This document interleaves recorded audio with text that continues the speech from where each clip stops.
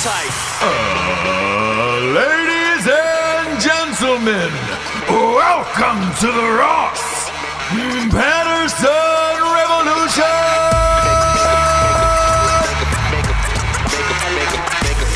Brought to you by BlackRifleCoffee.com.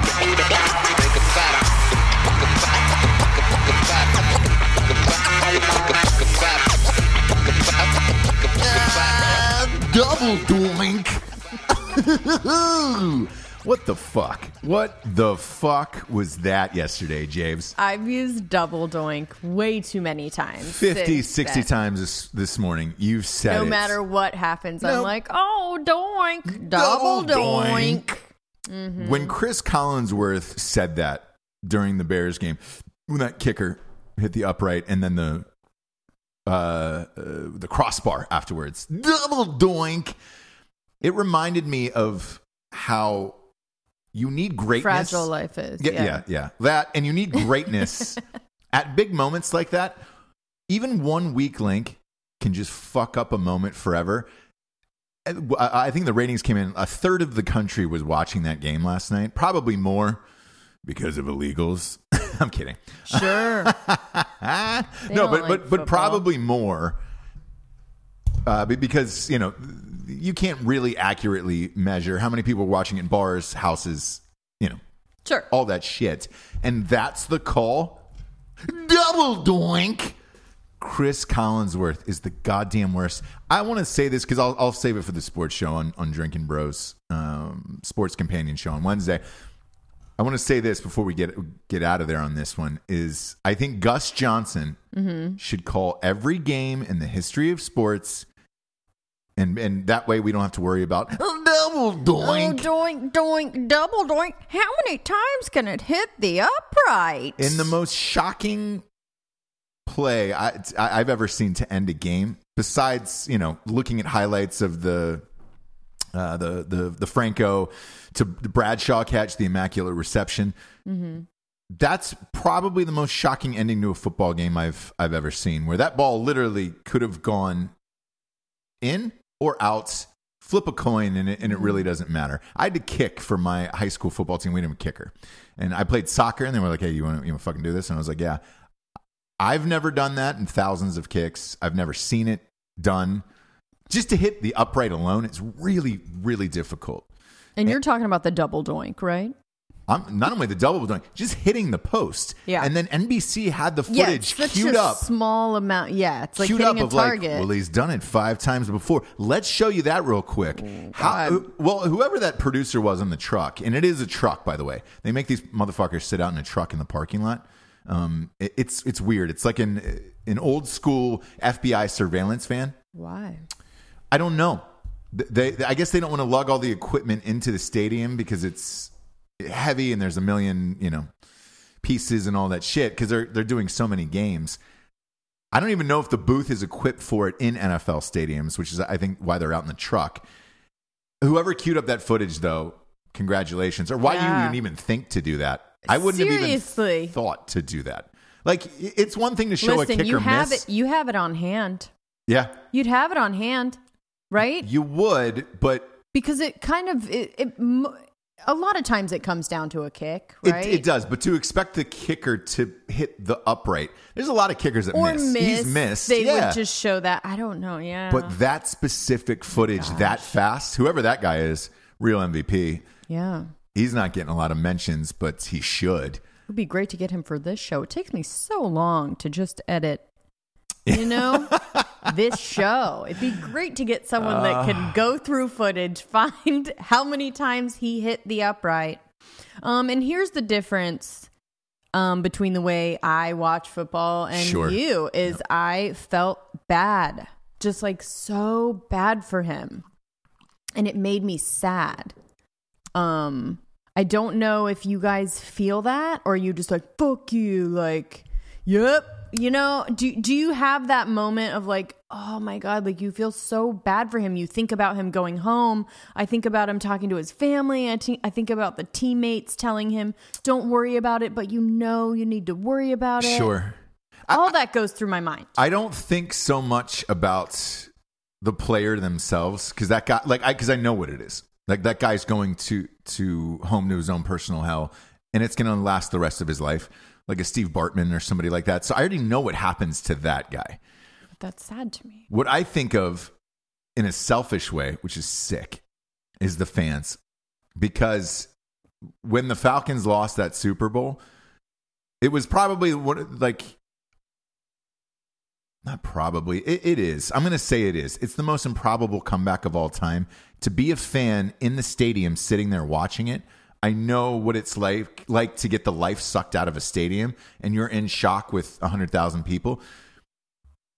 The Bears fans were the same way, where like nobody moved, and that but this was one of the first times where I'm not a fan of either team. I obviously host a sports show, and I actually picked the Bears to win that game along with most of the fucking nation. I sat there and stared at that TV. You were with me for like 5 minutes in disbelief, and I just wanted to see that play over and over again because I couldn't believe it.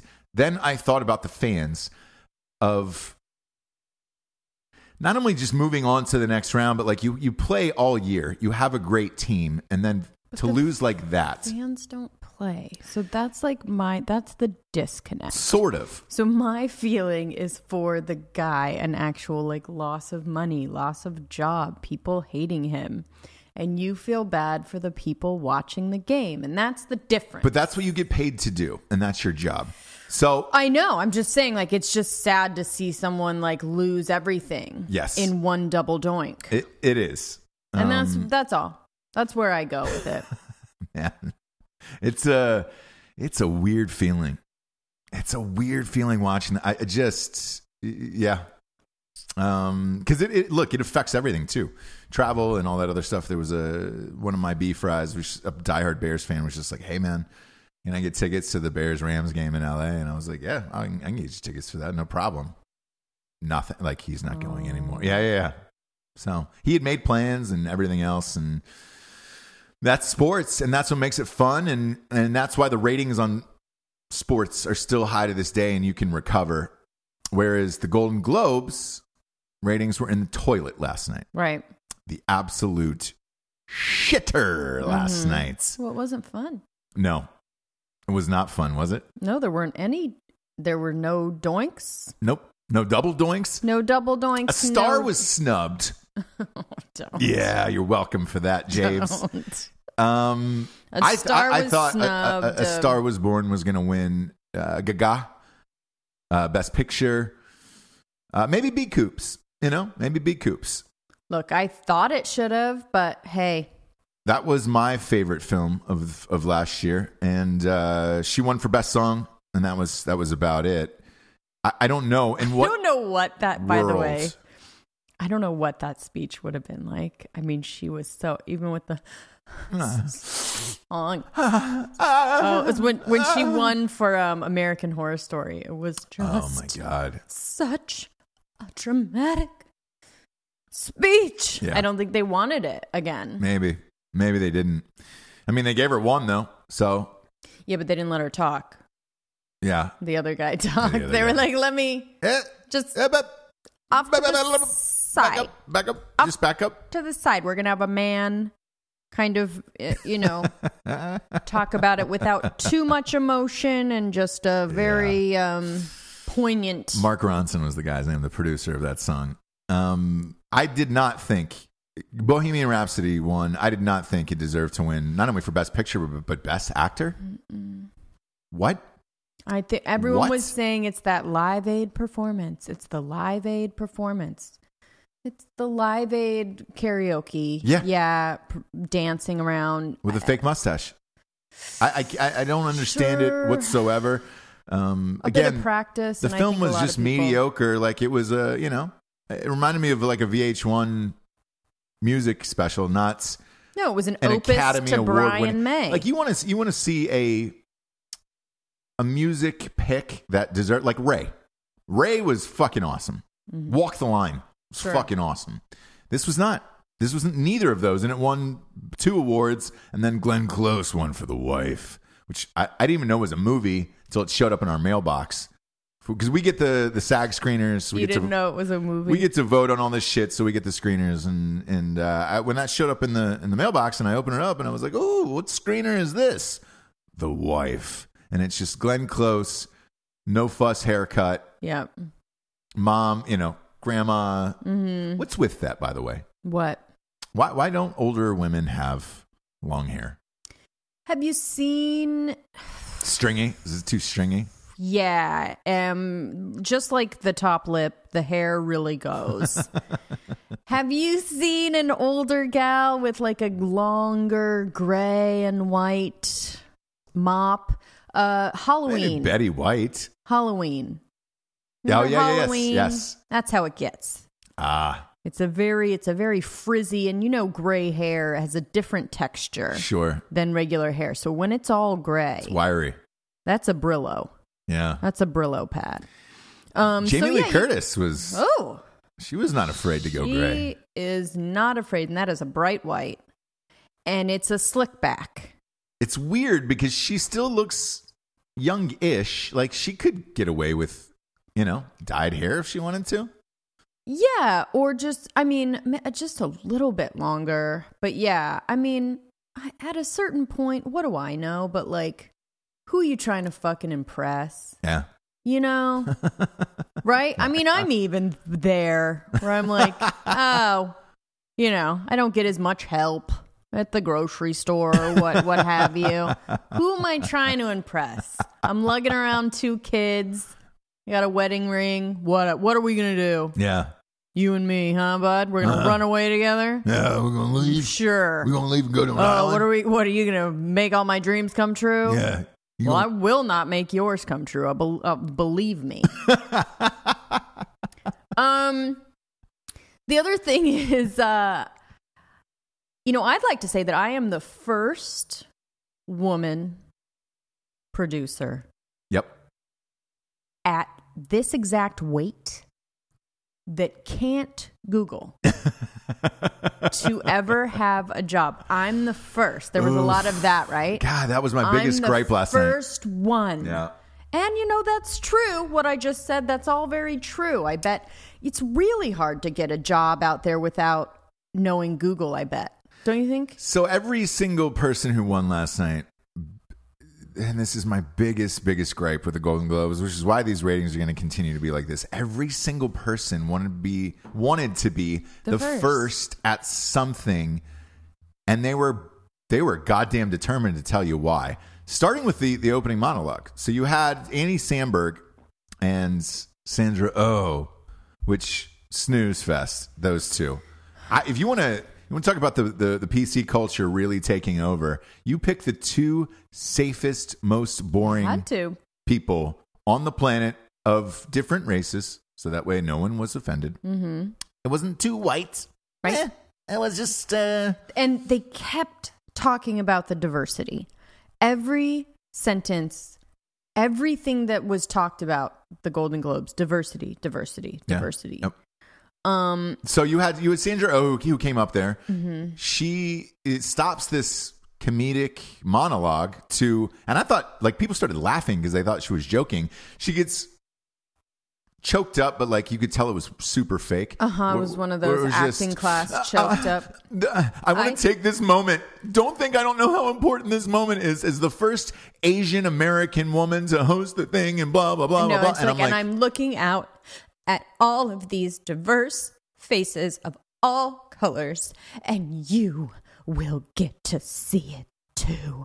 And then they put the camera on each actor that's a different color, different race. They put it on that Mayan quinceañera gal. Oh yeah. Yeah. Everybody.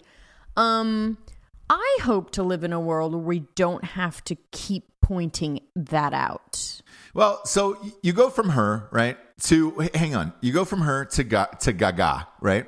Even Gaga, when she gets up there and speaks, launches into, do you know how hard it is for a woman in this industry? To be taken seriously? What? Gaga, you haven't had problems with that in many years. 10 years. Yeah.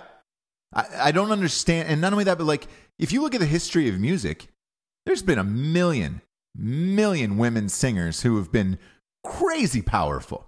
I mean, let's go down the list. You got Patti LaBelle, fucking Aretha Franklin. I mean, for real, like great Diana Ross. Like these were boss ass bitches for years and years and years. And then you get into, Jesus, like ABBA and Stevie Nicks. And if Stevie Nicks wanted to fucking do, that's the thing, is she was just like, it's so hard for women to blah, blah. Like Lady Gaga doesn't have that problem. If Stevie Nicks wanted to fucking do something, it would get done. Yeah. If Lady Gaga walked into anywhere and said, I want to do this, it gets fucking done. Believe that. Adele. Beyonce fucking rules Madonna. the world. I mean, Madonna was the queen for fucking ever. Madonna wanted to do something, they would fucking let her do it. That's Whitney Houston. I mean, look, if you go back through the years, you could argue the greatest singer in the world has been a female for what, 40, 50 years? That's the thing, is I just think we were doing okay. I don't Do you know what I understand. mean? I think we were doing okay. I think I never thought that as a child or a young woman or whatever, I never thought I couldn't do something. I didn't want to. But if I did, do you know what I mean? Yeah. I never thought like, oh, I couldn't. No one would. You know? Yeah. I thought if I wanted to be an astronaut or something, I could. Yeah. I never thought I couldn't. Not for 1 second. So I thought we were doing okay. As and women. I knew if I wanted to be a CEO or own a company or something like this, I could. I saw what those people had to be like, and you have to be a hardcore, stone cold boss. Yeah. And I personally that's not a strength of mine. So I knew that like I could. It wasn't what I wanted to do, but I saw them all over. I saw boss ass bitches being fucking bitchy and getting what they wanted all over the place. Yeah. And look, same with men in that regard of men of high power, like Trump. You got to be a fucking asshole. You have to be an asshole. Same with women. You have to be a fucking asshole. I've met a million successful women. I mean, that is we the talked difference. about Amy Pascal last night, who ran Sony for years and years and years before she got outed in that North Korea leak of the emails where she called Angelina Jolie a cunt and all that other shit. I don't see the problem with that. Me neither. Go ahead. But I think there was some I can racist personally stuff in tell there. you, because I did a movie for them. When she walked into rooms and parties, we all kissed the fucking ring of Amy Pascal of like, hey man, she had more power than any dude in every room we walked into, hands down. Every casting director that I read for was a woman, bitchy woman. Yeah. And that's just it. And I knew, again, if I wanted to be like that, I could do it. I didn't think for 1 second that it wasn't available to me. No. It's just something I did. It's not a road I wanted to go down. So I thought we were doing okay. And now it's so weird to hear over and over and first over woman, and over. it's so hard for women. We don't want women. I need to hire 50% women. I just think, okay, I don't know. I feel weird. Like, what do I not? Yeah. So look, you have Gaga with the woman comment, right? Mm-hmm. Then you had Regina King, who got up there and said, I think we should hold everybody responsible. I have my own production company. I demand that 50% of the crew be women. That's not going to be good enough, Regina, because they're going to need to be some 30% lesbian. There's going to need to be 20. Yeah. You know what I mean? Of different races. Yeah. It's not going to be good enough. If you just hired 50% white women, you'd have a problem. Yeah. Right? It can't just be women. No, it's got to be diverse women. And I guess that's the thing of the award shows now, is there has to be some kind of underdog that we are championing, right? Yeah, championing. Because before it was like Oscars so white, so then we got, that kind of diversity. Now it's like time's up. Now we need to it's like there has to always be an undercurrent. I don't remember it always being like that, but I guess. But here's the problem with Regina King's statement of 50% of crew members have to be women. Here's the real shit about crew members. 75-80% of them are lugging around heavy ass shit all day. Lighting equipment, cameras, fucking sandbags. Goddamn, I mean, you name it. Coolers. Even the craft service people lugging around giant ass coolers full of shit.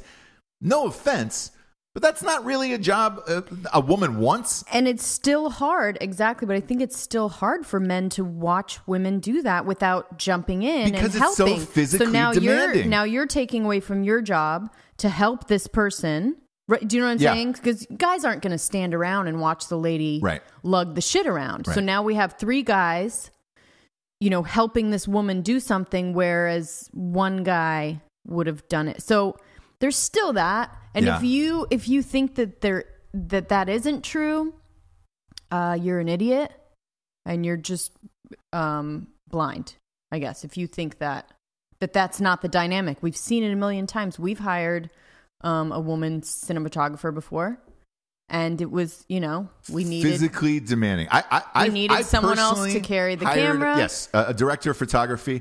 Yes, somebody else to carry the camera. All that other shit. So that's 2 people and everybody that one person felt can do. Bad. Exactly. Everyone felt bad, and to be honest, some of the shots were off. Yeah. So hey, because you're tired.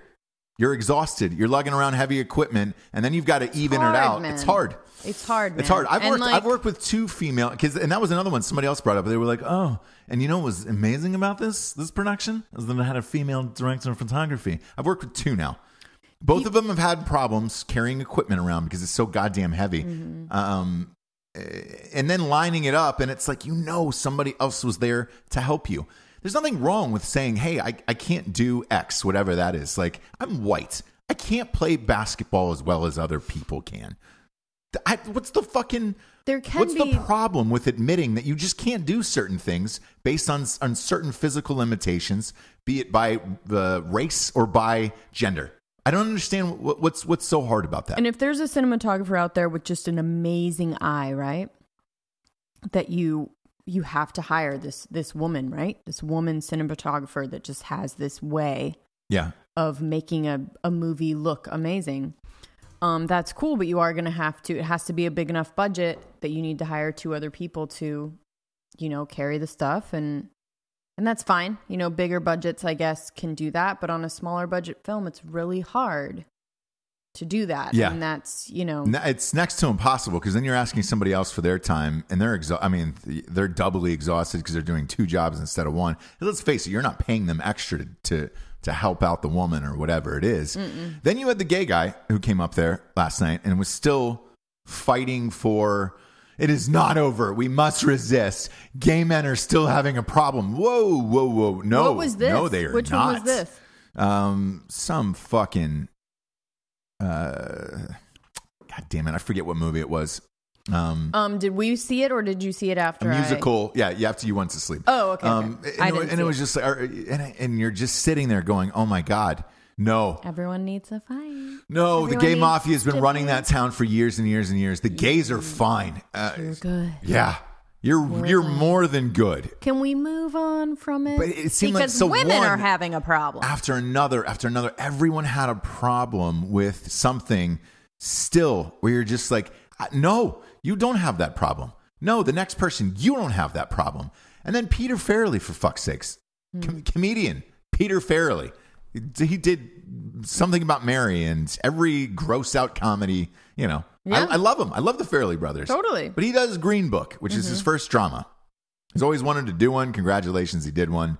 He goes up there with a speech that is an ancient Egyptian scroll. It's so goddamn long, it's rolled out. And you're like, oh, man. And the music tried to play him off. And he goes, no, do not cut me off. Do not cut me off. I love that. This is more romance. So he gave a speech about what it's like to do a movie with a white and a black man in the 60s for Green Book and how they all are able to come together and how we all need to do that as a people to come together. Yeah. I do. I don't. Your stupid speech because you were affected by your own movie. Fuck off with this. Like, do you have a kid? Do you have kids? Yep. Send me their class pic. Yep. Just send me the class pic of all the... Yeah. Yeah, I know. And I'll let you know if I think that you have enough diversity in your life and if you're because we know the private school your kids go to. And we know what that class pick looks like. Guarantee you there's one black kid in that pick. That is really and where it's it LeBron starts. James's kid. By the way, that is really where it starts. It is. So if you really want to walk that walk and talk that talk. Yep. And we have friends that are going to try it. You go to the public school. In Los Angeles. Underfunded. Yeah. Inner city. Yep. And you put your kids around the diversity. Not even in inner city. Like Santa Monica High. Santa Monica High. Congratulations. Right? Send them there. I challenge you to not, that would be my speech. Yes. I challenge you to not put your children in private school so that we can level this all out. We can get our public schools back to the balance that you guys want in the world. Okay? And that's where it's going to start. It's not going to start up on your fucking stage talking to people that already do that in their lives. And by the way, we're fine. To reverse it, the kids need to. I know a big actor who pulled his kid out of a school that was in a nice neighborhood, because when he went to the first PTA meeting, the children, and this was elementary school, the children there said, why aren't your parents brown? And he looked around and was just like, oh my gosh. And the teacher was like, yeah, your child seems disinterested and not here at school or whatever. And he's like, well, I'm going to pull my child from here. And he's like, I heard they're just learning English from like K through 5, which is true, right? Right. The principal called after that and said, you're the problem. You're the problem of why we can't have, segregated school or non-segregated schools and in a way, diversity. He's not wrong. I know, but it does take that rich actor, that whatever, and it does. They will never do it. I know, but I have to say that I don't love looking at my kids' class pick. I talked about this with one of our good friends, Summer, where it's like I don't love looking at it and seeing all white blonde faces. I don't. I do want there to be a little bit. But I don't know what that answer is because I don't want to put him in the school downtown. So I don't know. I don't know what the answer is, but if you look at my class pick at my public school in Ventura, which is nice. It's not LA. It's a little bit different. There's a lot of diversity. Right.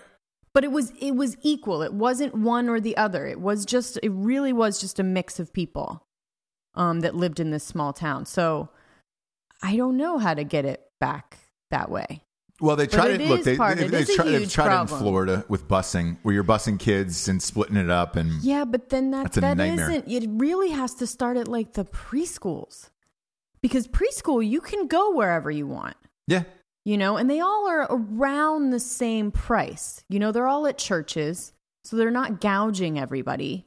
So that really is where you need to I drive out of my way to go to the school that I like. Yeah. And so can everyone else.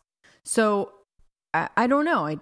I think that's where it would need to start, because then you start, you grow up with those kids and you get into that school and whatever it may be. But I don't know. I do think that is part of the problem, but whatever. Yeah. Talking to people at the Golden Globes, that does fucking nothing. Nothing.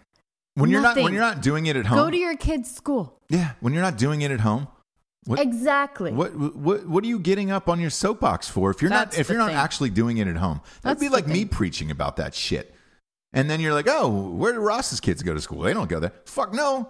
Yeah. I'm not going to sit up here and preach about it. Like, I can tell you exactly what I want. It's so different. It's one or the other. There is no in between school, if you will. You know what I'm saying? So, and we talked about this with Chris Rock too, where he was talking about in his last stand-up special, like, oh, a bunch of white kids get shot and then they can, right, go home. It's like, hey man, your kids go to like the richest, whitest schools there is, because you pay for it. Yeah. So what are you talking about? Like, that's what I would like to hear from one of these motherfuckers. Yeah. I put my kid in this fucking class, and that's what I challenge all of you to do. Not hiring fucking privileged ass white ladies that can do internships. So looking at the Golden Globes all the way around, I think this was the biggest contributing factor to the ratings were awful again. And, it was the lowest in 10 years or whatever the fuck it was. Your boring host, every single person is just really going out of their way to make sure to let you know that they're the first or they're struggling with something, and it's awful, and my life is awful, and blah blah blah blah blah. Like watching it last night. Like I've never just kept fast forwarding where I'm like, okay, how's this speech starting off? Yep, see you later. I don't like to see that many women. I find some of them shrill and annoying. It's very rare to find a gal that I can like listen to and be like, oh, you're cool. Yeah. Very rare. Most of the time they're, and with this time's up thing, it's just this self-righteous, it's our time. We're just as good. No, you aren't. Yeah. You aren't. And I'm sorry about that, but Jeff Bridges was rad. Alive, man. Yeah. He's right? Yeah. We are alive. Yeah. Tag, you're it. Jeff Bridges didn't give a fuck last night. I love it. He didn't talk about being the first anything. And Carol Burnett didn't talk about the first anything. And they kept pushing that narrative. Yeah, and she kind of mentioned, it was a different time. I don't know if... She was more saying, I don't know if a show like that would be put on the air right now. Well, and that's true. It was not because of being a female, though. No, just because there's no comedy. Subject matter. Yeah. The things that they were talking about. No famous people. She was just talking about normal stuff of like, that show wouldn't be on right now. Her and Jeff Bridges had the best speeches of the night. It had nothing to do with any first or politics or like nothing. The biggest irony of last night I found was... they always trot out that woman who's the head of the Hollywood Foreign Press. She gives a 2.5 minute speech. Yes, thank you for coming. Time's up. Time is up times 2. It's time is up times 2. Times 2 now, yeah. Yeah. So the biggest irony in all of that was then they give the best picture at the end of the night, best dramatic picture, to Bohemian Rhapsody, who was directed by Bryan Singer, who was a pedophile. Yes. So we had he got fired, midway through the movie for pedophilia. Still had he wasn't there. Obviously, because time's up. Yeah, time's up. He was at a middle school yesterday, but looking for his next prey. Sure. But let's just go ahead and give that best picture. Time's up, but we can give you this because we really like the Live Aid thing. Yeah. What? Because that Live Aid karaoke, like in a movie about gay Freddie Mercury, where they mentioned he was gay, maybe once or twice in it. Like, come on, man. Yeah. Come on. Yeah. Yeah.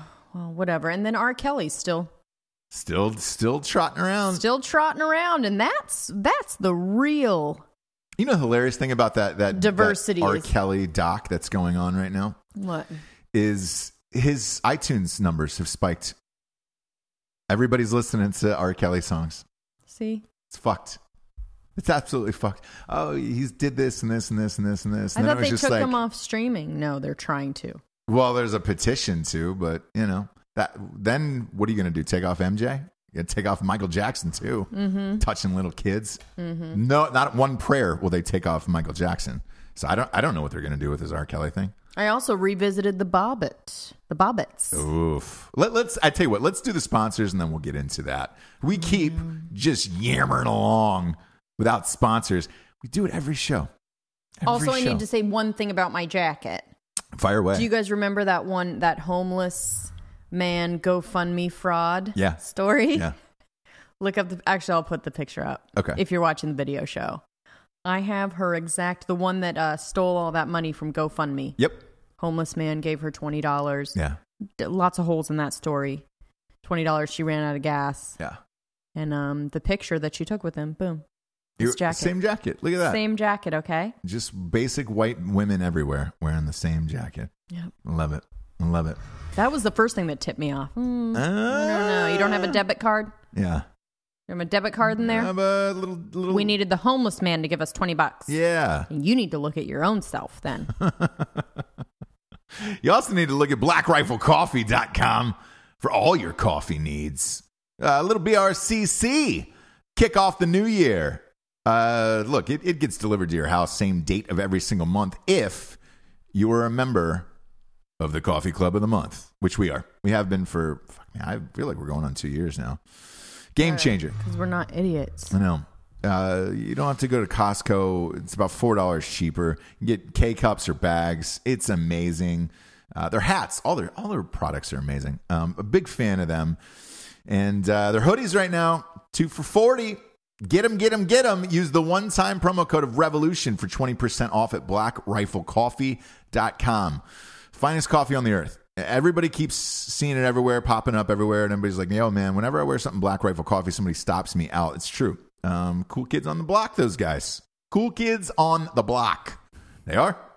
Next up, we got a little bit of Monica. In my bed. In my ghost bed. Go to ghostbed.com/drinking bros, where all the Me Too's happen. /it. Time's up. Get a new mattress. All right. Times two.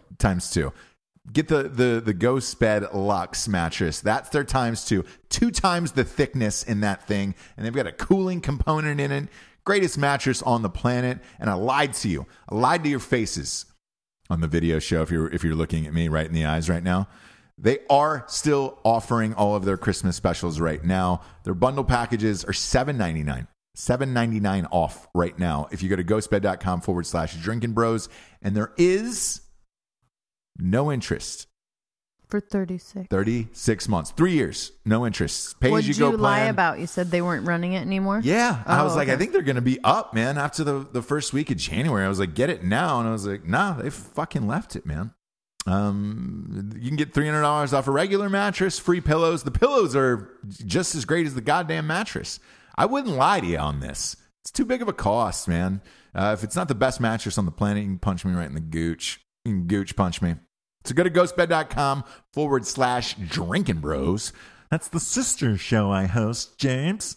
Next up, we got StrikeForceEnergy.com. Strikeforce Energy. You don't do the bombs anymore. I think people have had enough of me. You're slacking. I think people have had enough of my shit. Sleep at the wheel. wheel. To be honest. Sleep at the wheel. To be honest. 4 amazing flavors: Ridge, lemon, orange, and Make America Grape Again. Jabes. 10-pack, 40-pack, 750 milliliter bottle coming at ya. What's with your eyes right now? Buddy. Man, that was a good 10 seconds. Video show. That you need some Strike Force to kick it into high gear today, Jabes. I do. Can you do the sponsors theme? We got that 750 milliliter bottle too. Look at this guy. Boom, boom. Pop a couple squirts in and go. This will wake you up. This will give you some fucking energy. Kick the can, kids. You don't need it anymore. Better than 5-hour energy. Better than everything that you could possibly imagine. Next up. Oh, dude. Fucking Revolution. Promo code. 20% off. StrikeForceEnergy.com. I've had a little bit of Strike Force today. Good. Or a lot of it. Next up, we got StraightRazors.com. Ooh, that's a clean cut. Smooth. No. Nope. We gotta speed that up today. No, they're gonna cut it off on the audio show, James. I need you to not talk in my backswing, please. This is my time. You want me to get involved? I'm getting involved. 12 seconds is too long, James. Too long. You cannot talk in my silence. Too long. If you continue to do it, I will not do it. I need you to be silent. I need people to think that maybe it shut off. No. Stop. Go. You like it? Oh, there it is. We've had people write in saying, dude, I literally thought the episode cut out. Yeah. That's what I want. No. So you need to stop talking. I do not want that in my space. StraightRazors.com is the finest razors on the planet, finest shaving products in the biz. That's what's keeping this mustache going. A lot of people ask me, when are you going to shave that? I don't know. Maybe never. I've got the mustache wax. I feel good about myself. I feel spry. I feel like the mustache is coming in thicker and better than ever. I feel like a young Sam Elliott. And I guess I still got one good arm to hold you with. Go to StraightRazors.com for all your grooming products as a man. You can get a nice little kit.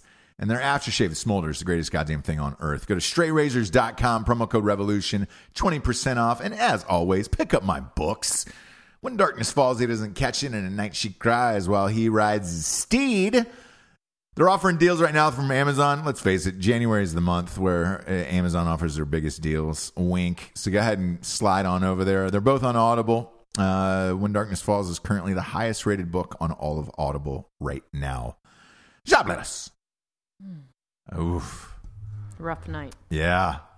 Rough night, friend. Yeah, I can tell. Well, the Golden Globes were on super late. They were. And then the trial. Yeah. It was a rough night for RBG, too. What happened? Couldn't show up today. That is breaking news. Because we're recording this on Monday. Right. RBG will not sit for the Supreme Court arguments for the first time ever. Look, she's been doing it for how many years at this point? 50? Something crazy like that? Yeah. Maybe 35. I don't really know. Either way. Nobody knows. There's no way to find out. Either way, man, this is because they said when she had cancer that, she was better. She was healing. She was at home. She was going back to work. Mm-hmm. Now she's not going back to work. Man, the hell that will ensue if something happens here and this continues is crazy. I wouldn't put it past them if they just put her on life support for 2 years and wait for that election in 2020. Oh, seriously? They're going to weekend at Ruthie's. Yeah. Weekend at Ruthie's, her. Boy, when I saw that, I was like, oh, she will be propped up. You boy. Ooh. Man. Keep her on life support. Whew. Dang, can they do that? I don't know. They know. will do that if they can. And the thing is like she's a frail person to begin with. This is not good news for RBG. I always laugh at the biopic that they're doing of her, or that they have done. It's out. It's out right now. I say that they're doing because it just nobody's going to see it. Nobody's going to see it. I'm not going to see it, but whatever. I always laugh when they go, and what's your name? Ruth Bader Ginsburg, and they want it to be this, like bitch moment, right? Yeah. And it's like, so not, and you're just like, oh, they just so misread the masses as far as what we wanted to see. Boy, they thought those memes were going to translate. Oh yeah, into a bunch of people going to see a movie. No. It did, and it's by the way, I called it that kind of naivete. Yeah, that if you see a bunch of memes about something or something goes a little bit viral, that you can capitalize it in that way. And I called it. I said the RBG thing wouldn't do well. Vice didn't do well. They didn't. The Ocasio-Cortez thing that's going on right now too is. I said this would be a beautiful disaster, and it is. She was on 60 Minutes last night. What's the look you call it that she has in her eyes at all times? What, the crazy eyes? Yeah, well, you just can't hide crazy. Yes, that's what you said. You can't hide crazy. You can't hide crazy. You cannot. Like her eyes, and the camera bug does out of not her, lie. No, yep. Her eyes bug out of her head. I don't know if you got a chance to see this last night with Coop Dog. I did not, but I'm going to rewatch. Cooper obviously hates Trump and hates Republicans and all that other shit, which is fine. Like we know who he is. It's not a surprise. The surprise, though, is when he actually had to sit down with her, because now this is the face of the Democratic Party, and it just he's not an idiot. No, he's still a smart, really guy, smart guy. So he has to, the questions that he's asking. We're pretty good, don't you think? Of trying to get normally he would pounce after these answers. True. And you could see him mentally just being like, how do I rephrase this? Shit. Just like to make it seem like she's not crazy. Look, she wants to raise taxes in New York to 70% on the rich. Coop Dog's like, woo. Whoa, hi-yo. Cooper's like, that is my tax brackets. He is brother. He has always been in that tax bracket since he was a child. Yeah, he knows family. He's a Vanderbilt. He knows his family. No other. His family's family is when he pulls up, Ancestry.com, he can probably trace his richness back to maybe the 1200s. You're just like, oh, yeah, definitely. You were kings and queens. They owned slaves like 5 years ago. Yeah. Do you know what I mean? Like they were so rich. Oh yeah. And like Vanderbilt. So to see her say, I'm a radical, and then she compared herself to Lincoln and FDR. Sure. Which, because they were radical? Yeah, because she said when he abolished slavery and had the Emancipation Proclamation, people considered that radical. He was also a Republican. You could say that if you wanted to. And it was the Democratic Party that tried to stop him from abolishing slavery. You could say that. FDR, it was radical that he started Social Security or whatever. No, it was a smart choice and a good shot at it. Mm-hmm. Raising taxes 70% to 70% on people. That's not going to do anything. Because the problem with this, she wants universal, in this interview last night, she wants universal health care, free colleges, free tuition, and then everybody, all the rich to be taxed to pay for the poor, and it's to even out. The problem with that, and she wants to eliminate ICE, borders, border control, all of that shit. The problem with it is, if you don't know the number, the exact number, what the consensus is of how many people living in this country, you don't know how much to tax or who to tax and why, because you don't know who needs to be paid for. Mm-hmm. Poor-wise, everything else. So if you've constant stream of illegal immigrants coming into the country, you've got to pay for them. You're going to keep having to raise taxes because there's so many more people that you're paying for that you don't know about. Right. And that's the biggest issue with this. And he was like, we taxed you guys, but the money doesn't seem to be going to where it needs to go. Work. California is the greatest example of it. I mean, ever since I lived there, they've been almost bankrupt on their budget every year, and they just can't figure it out. Yeah. Where's the money going to? Where's it going? And they just keep raising taxes. It keeps getting more expenses to live there. Why? I don't understand where the money's going. It could be the millions of undocumented people that are living in your state. Jesus Christ. None of this will ever work in a million years. And the beauty of this is they've fixated on her, on this 28-year-old. She was a bartender, which I didn't know. She was a bartender, waitress working at a thing. This is now the face of your party. What is her train? Good luck. She did go to college for it, though, right? I don't know. I would assume pluck a bartender. I assume she went to college. Yeah, but I don't really know. Now she's in there, and the media is going to go real hard after her. The other biggest issue, and I've said this on a previous show, is now that you're getting closer and closer to the next election. We're in 2019. The next election's in 2019. Primaries and all that other shit's going to start this year, right? You have two different Democratic parties now, because if she's the face, and then you have Bernie Sanders, and then on the other side of the Democrats, you have Elizabeth Warren, mm-hmm. Biden, and Hillary Clinton. What's the breakthrough? Because let's face it, Bernie had a lot of fucking people behind him with his socialist shit 4 years ago, and he got close. He got real close to beating Hillary. If you have one party that's split on socialism and then just being like, normal Democrats, mm-hmm. I don't know how you bridge that divide and how those primaries are going to go, because it's going to be real fractured. And it's going to be a fun watch coming up. I'm excited about it. Yeah. And I'm watching this Coop Talk interview.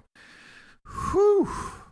Boy. You didn't get the sense that Coop was kind of like, eesh, at all? I did. Okay. But he didn't come out and say it as the problem. No, but so with you take Sarah Palin, right? Because that's what she reminds me of, by the way.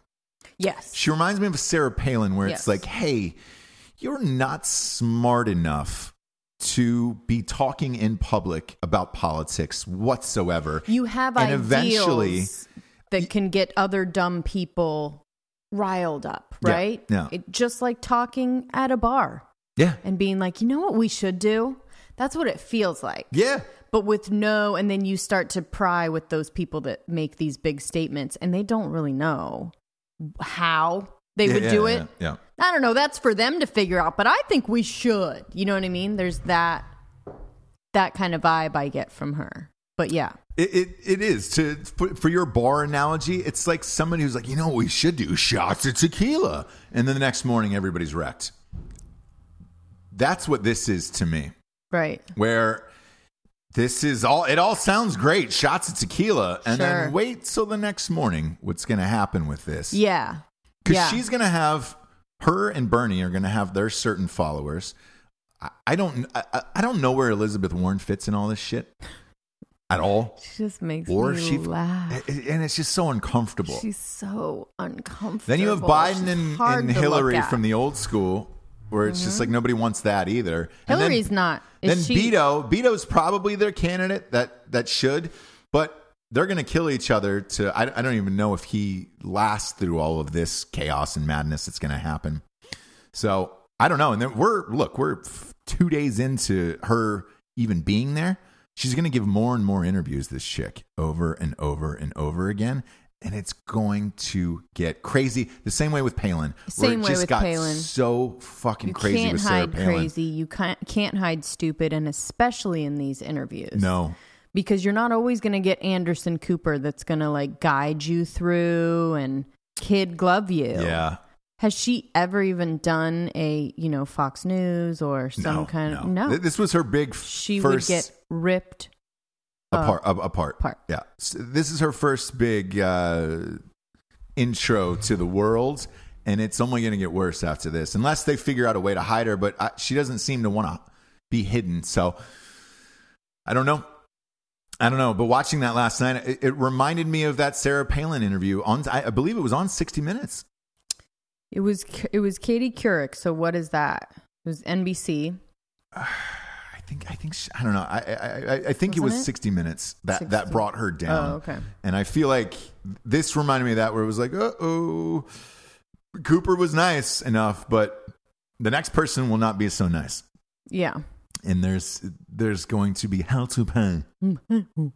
Hell to pay. Speaking of hell to pay, you got a crime corner, don't you, James? Oh, crime corner. Crime corner.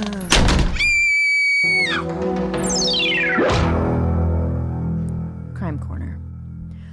This comes from Detective Will. Blessed Reverend is his handle. He likes to stay under the radar a little bit, and we all do. This one's dark, you guys. It's not going to be fun and games. Okay. Sometimes Sure. I do have to do some hard hitting. Store. Anyways. You feel dirty about this before we've even begun. So a woman in a vegetative state gives birth. Yeah, God. At a nursing facility.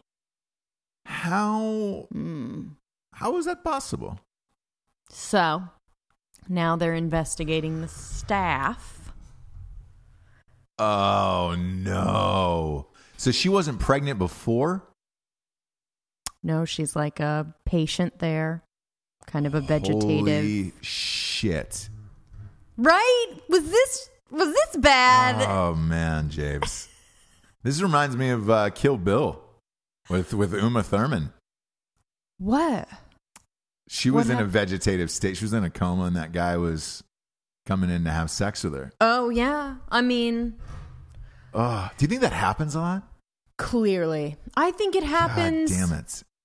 I mean, these are normal... These aren't people that are like the staff, as far as like just bathing stuff, night staff. They aren't doctors, No. They aren't the higher echelon in the world. Yeah.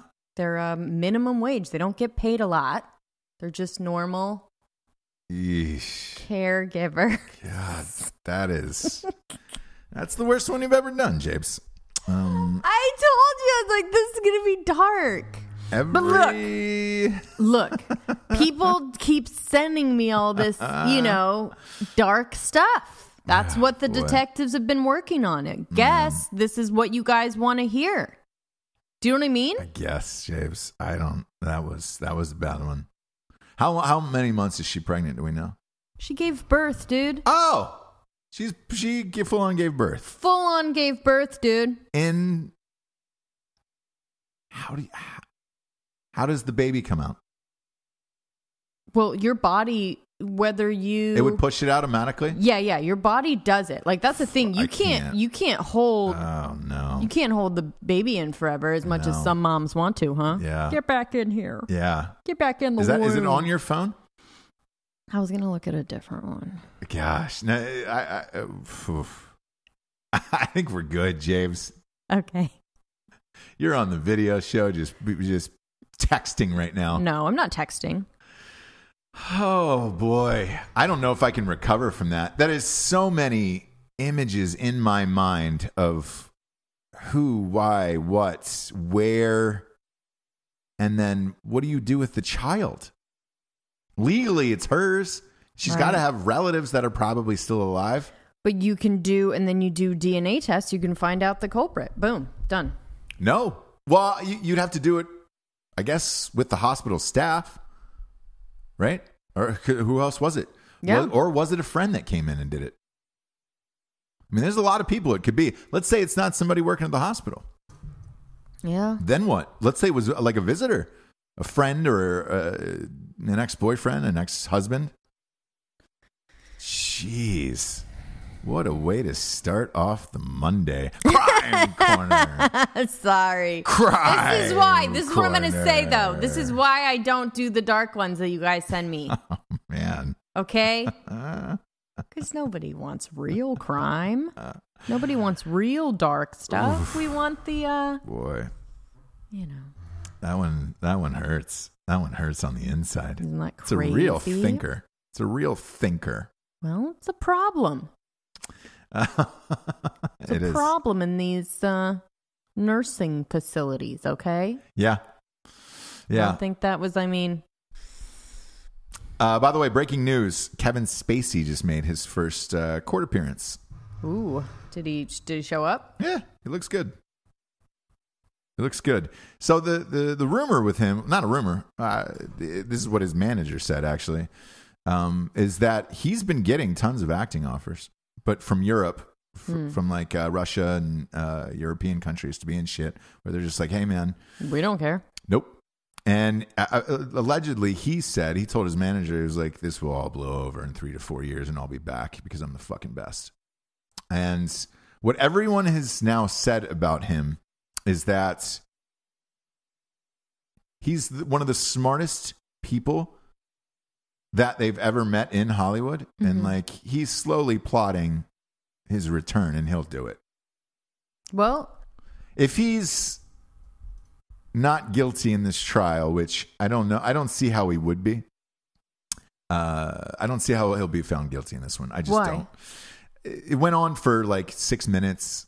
He's the groping in public. Yeah, and they allege that he, got this guy drunk or whatever. If you're in public at a bar, then and you're making out, he wasn't the one that got him drunk. The person behind the bar got him. Not only that, but like if you're making out openly at a bar and all this other shit, and other people are around, I don't know how this one shakes out. That it's going to go against him. It's going to make him look like shit. But like, I don't know. I don't know if he'll be back. I know he's in some fucked up shit, and he probably shouldn't be. Mm-hmm. But I don't know. My Aunt Dawn, by the way, hit me up because we did the show of like, why was he hiding out in Baltimore? She said House of Cards shoots there. And I looked it up and I was like, all right, cool. Okay. But that's still ballsy then. Like real ballsy to be like, hey. Is he like driving by set or like, yeah, I don't know. I don't know. That's what I thought too. It was just like, man. Whew. Are you picking up stuff from craft services still? Right? Are you just doing a little drive-by to see? Are you consulting behind the scenes? Oh, man. I don't know. I don't either. Strange. Super strange. But yeah, he went and he's pleading not guilty. So Spacey's back. R. Kelly, that fucking thing over the weekend. I finally got down to, I watched, I think the first 3 of those things. Mm-hmm. Man, that's weird. It's weird and it's real and it's, you know. Yeah. Equal opportunity as far as cult leaders. They're usually white. Looky there. Diversity. Yeah, diversity is finally happening. We've got a black one and you cannot take him down. Man. The weird thing though is like, I would say most of these girls who testified were either 17, 18, 19. Like it was on the cusp. A lot of these states are 17 as well. Yeah, I don't know if it was the age or the culty stuff, like the keeping them in the house and like, you know, they visited the house that they all were kept in together. Yeah. And the mind control and, you know, the girls that still haven't seen their parents, stuff like that. I think that's more of the issue. I don't know if it's the age so much anymore, although he likes a certain gap, right? Yeah. So when he's this age, he likes him 15, 16. When he's this age, he like, you know. Yeah. The other surprising thing about it was his ex-wife did the show. Mm-hmm. And, you know, she did say, like, when they were married, she was like, it was a normal, loving relationship, and he was a real person, and he was probably a genius. You know, musical genius is what she said. She was just like, look, the things that he could do that I saw and everything else, like, you know, you could see how people would be lured in because he was a genius. It wasn't like Snow, you know, it was luring people in from Informer, you know, it was just like, sure. I mean, but that's why it's so hard to take him down. Yeah. Is because people actually. Same with Michael Jackson and those guys. Yeah. Imagine if because I was thinking about this, like, imagine if Michael Jackson was alive today in this era and you had footage or files of all that shit. Like, boy, it would be a whole different world, wouldn't it? Yeah. We'd actually get to the point where a lot more people would hate him and not just me. Yeah. It's crazy because he's still popular. He died just in time. Yeah. He's still popular and he's still, you know, being played everywhere. And we just, my God, how many, God, we just turned so many blind eyes. To Michael Jackson? Jesus, dude. Crazy, right? I just like to sleep in the bed with the kids. And we were like, he's just a kid at heart. Yep. Do you remember all the things that people say, you guys? How do you feel about that now?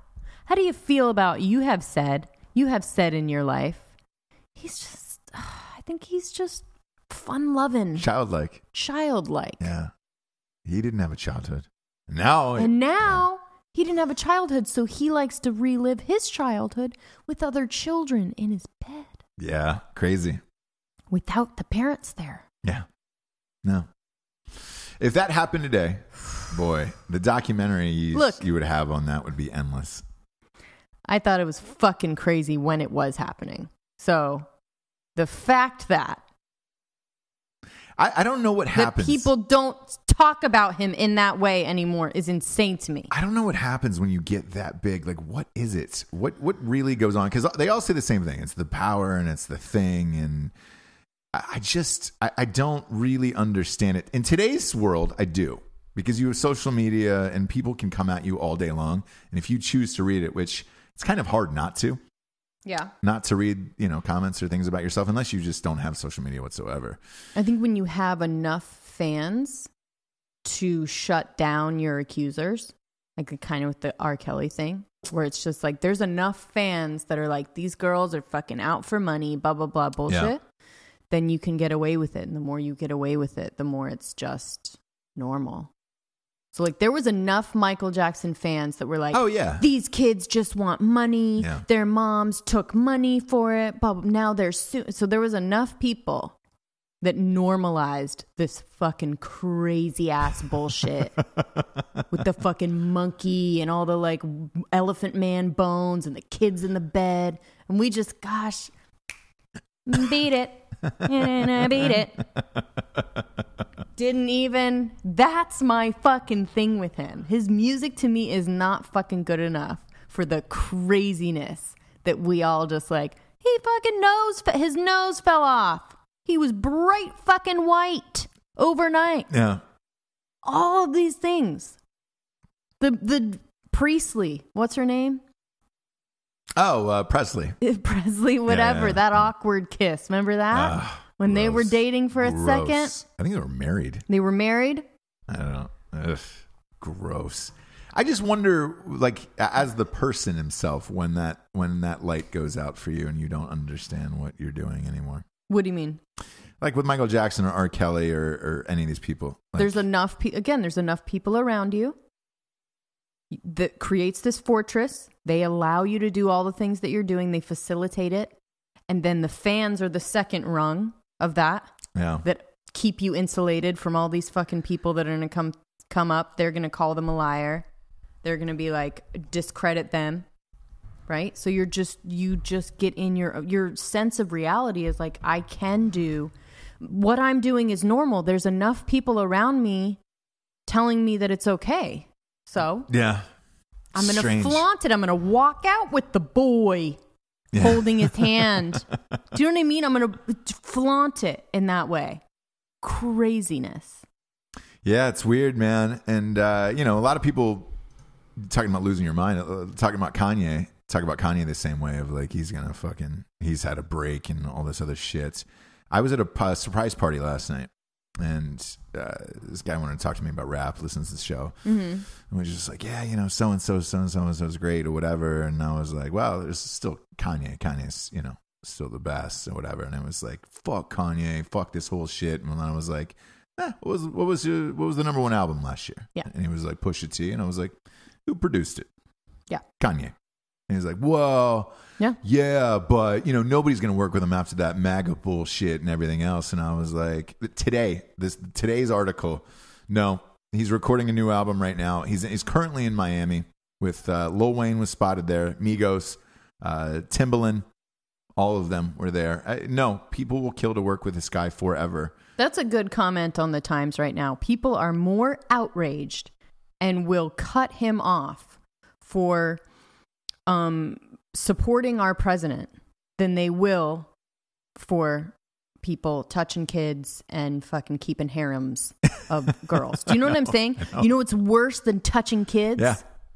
Supporting Trump. Yeah. That we will not stand for. Beat it. Beat it. That's not even how it goes, huh? No. I don't even like him enough to know how one of his songs goes. You don't know the song, Beat It. Beat it. Yep. Yep. You don't even know the song. It doesn't go, beat it. Nope. Beat it. No. Doesn't go anything like that whatsoever. Like you're not even close to how that song actually goes. Go. Do it. Sing a couple bars. Sing a couple bars.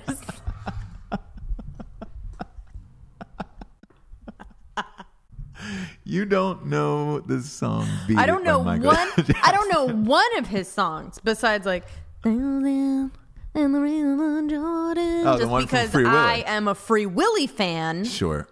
Not a Michael Jackson fan. Hold me like the river Jordan. Yeah, you I definitely. am a woman. No one says shit. You need to brush up on your Beat it. Michael Jackson. No. Beat it. No.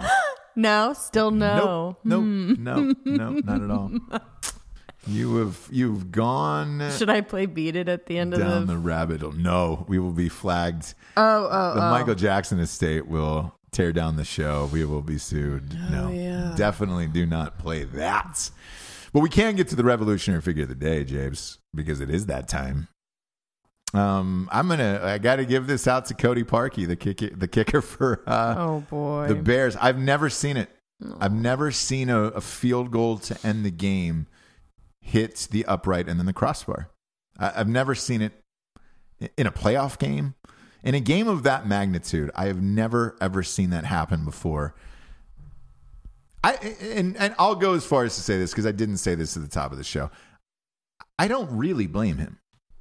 It's so impossible to do, to hit the upright and the crossbar. Like that ball could have gone right in or left out and went out, and that was the game. Mm-hmm. When you're that close, if he had shanked it by like 50 yards to the left or something like that, then I blame him. Right. A kick that close, which by the way, there was footage that was released this morning that showed in mega slow motion that it actually got tipped at the line of scrimmage. Mm-hmm. So it was technically blocked, and that's why it went that way. Got it. I don't blame him for that miss kick at all. That happens. If you're that close, come on, man. I mean, that's too close. Yeah. He was 3 inches either way. You're good to go. Now, again, if you scold it and shanked it, Oh, sure. 50 yards to the left, fine, you suck. Right. You're a loser, go home, laces out, whatever you want to say.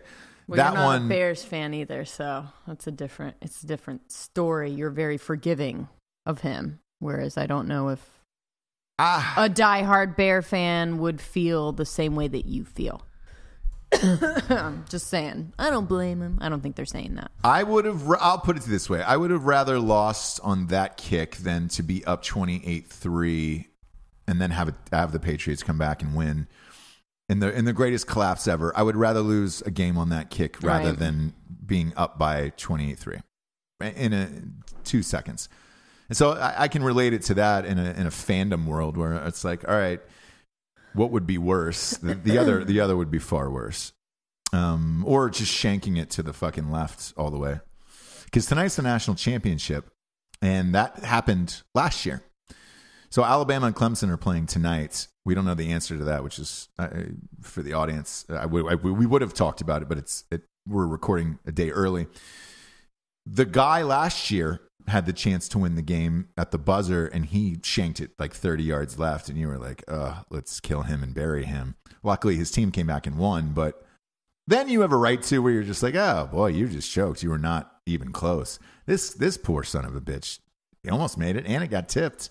I feel bad for him. All right. So if you're asking if I feel bad for the man, I do now. So, all right. Cody Parkey, never seen a kick like that, and I don't know that we will ever see that play again in the history of the NFL when it in the playoffs. So, shit, man, crazy. Jabes, want you to go to Apple Music because you're a family member. Beat it. Yeah. Beat it. And listen to Michael Jackson the rest of the day. I won't do it. Try to figure it out. I'm not gonna do it. Try to figure it out. Give it a go. Good. I'm good on all that fucking nut. Beat it. Beat it. Oh, God. All right, let's go. Yeah, for Jesse Wiseman, a.k.a. the Jables, I am Ross Patterson. This is The Revolution. Good night, everyone. Good night.